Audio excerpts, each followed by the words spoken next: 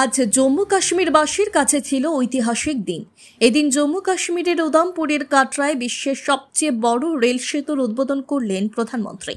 1.3 kilometre দীর্ঘ ব্রিজটি তৈরি করতে খরচ হয়েছে 1400 কোটি টাকা। চন্দ্রভাগ নদীর ওপরে সম্পূর্ণ ইস্পাত দিয়ে তৈরি হয়েছে এই ব্রিজ।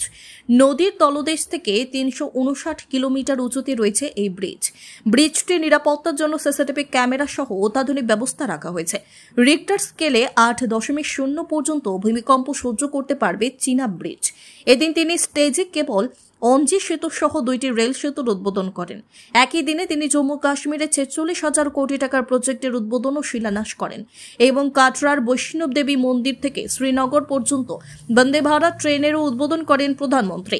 তিনি বন্দে ভারত ট্রেন উদ্বোধন করে চালকের আসনে বসেন। হাতে তিরঙ্গা পতাকা নিয়ে চিনাব সেতুর ওপর হাঁটেন প্রধানমন্ত্রী। প্রধানমন্ত্রীর সঙ্গে ছিলেন কেন্দ্র রেলমন্ত্রী অশ্বিনী কুমার বৈষ্ণব এবং জম্মু কাশ্মীরের মুখ্যমন্ত্রী ওমর আবদুল্লাহ। প্রধানমন্ত্রী এদিন রেল কর্মকর্তা ও নির্মাণকারী সংস্থার এবং জম্মু কাশ্মীরের মুখ্যমন্ত্রী ও রেলমন্ত্রীর সাথে কথা বলেন। চেনাব রেল সেতু উদ্বোধনের পর তিনি বন্দে ভারত ট্রেনের উদ্বোধন করেন। বন্দে ভারত ট্রেন চালু হওয়াতে 3 ঘন্টার মধ্যেই কাটরার বৈষ্ণব দেবী মন্দির থেকে শ্রীনগরে পৌঁছা যাবে। সেতু ও বন্দে ভারত ট্রেনের উদ্বোধনের পর কাটরা স্টেডিয়ামে এক জনসভায় বক্তব্য রাখেন প্রধানমন্ত্রী। এদিন প্রধানমন্ত্রীর সফরকে কেন্দ্র করে নিরাপত্তার চাদরে মুড়ে দেওয়া হয়েছিল জম্মু কাশ্মীর।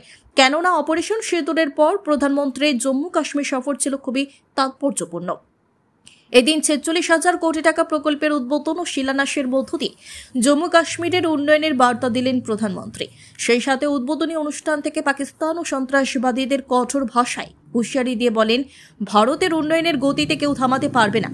আর কেউ দেশবাসীর ক্ষতি করলে এবং উন্নয়নে বাধা সাজলে তাদের যোগ্য জবাব দেবে Bharat. Bureau report, BTV Tripura news.